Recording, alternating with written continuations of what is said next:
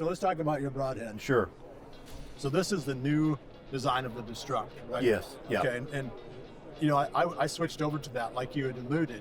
You know, I was a mechanical man. I thought I'll never shoot anything but mechanical. And to fairness to Bill, I've been the same way since the late '90s. You know, it was hard to get a fixed blade because of bow technology. They've gotten so fast, you could not get the accuracy. So me being a tinkerer and a designer, I wanted to come up with a fixed blade broadhead that would fly like an expandable, but take out the variables that you do get with an expandable. And that's a whole nother rabbit hole to go down, but let's just forget about that and talk about the broadhead and what you saw when you shot it. Well, you know, I was shooting the original Destrukt 3. Yes, yep. And one day, Jordan and I were in the tree, and she couldn't get her bow back because she had injured her shoulder. There was doe there, and it was infuriating me because it just stayed and wouldn't leave. I thought, we're going to have to climb down and swoop this doe. Right. So I grabbed her bow. That doe was too close for too long, and Jordan's shoulder was hurt, and she didn't want to draw the bow back. So I grabbed her bow and shot that doe. So it was actually pretty interesting because I think the hit was right into the shoulder, and Jordan's bow can't be much more than about 35, 40 pounds right now. And I think it broke her shoulder. She busted off through the woods here, and a heck of a blood trail. And she's just laying right there. So, I mean, that was the B3 Destrukt 3 fixed blade head. Of course, it's a lot less draw length, so I had to kind of short draw it. Right. And I didn't make the perfect shot, and I hit the deer in the front leg. Right. And it broke the front leg and killed the deer within 60 yards. Right. Shooting that Destrukt 3 blade at 35 pounds. Yeah. So that made a believer out of me. Yeah. And it was like from then on, that was the broadhead. You started playing with it. You called me a time and said, yeah, man, it shoots great. It's accurate. It flies like my field tip. So we have that same broadhead in a 4-blade, and Bill shot that one. Well, for 2025 here at the ATA show, we unveiled the new Destrukt line.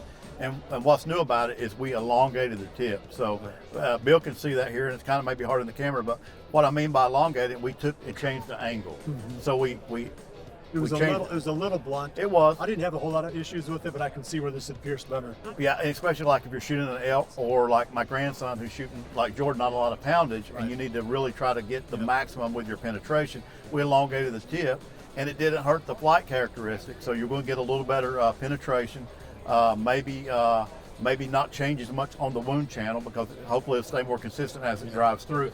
But like all the other Destrukts, you can order them left or right offset, which is a cool feature. That is or a cool you can feature. shoot them 3 or 4 blade. And of course, I've got pretty aggressive right wing helical, so getting the right wing right offset, the right mounted blade. This spins with the helical. Yes. And it's cool because even Jordan shot at a buck here a couple of days ago, and we got a lot of slow motion footage of it. And you can see the arrow spinning, how aggressively it's spinning. Mm-hmm. Yeah. Sometimes the helical, it doesn't really, it fights the broadhead. Absolutely. But the broadhead is helping it, so it really has a high speed. Yeah, you're just not getting as much resistance on the blade because we're mounting the blade in the direction that takes the least amount of pressure on the wind because it's not fighting against the air as it's rotating. Right. So if you mounted it backwards, you're spinning with the ferrule and the blade. So if you mount the offset to duplicate your fletching, helical, because this is an offset, not a helical broad, it should allow the arrow to track better and spin better through the air.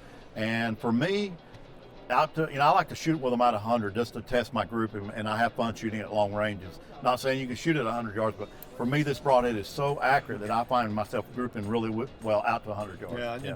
My criteria was 40. It's kind of as good as I am right now. Right. I'll practice some more, try to get better at longer, but 40 is a long shot on a white too.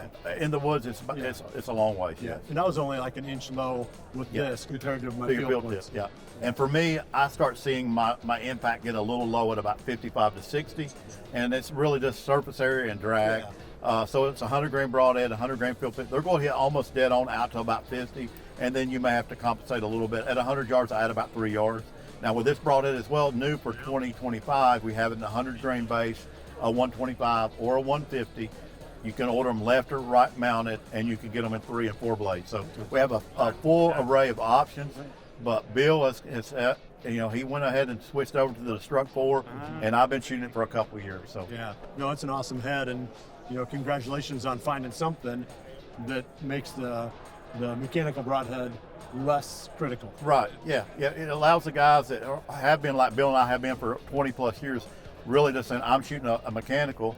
Now there's an actual fixed blade that offers the ability to stay accurate and not give up having to really work with a lot of tuning and fletching and still get good arrow placement. Yeah. Yeah. Cool.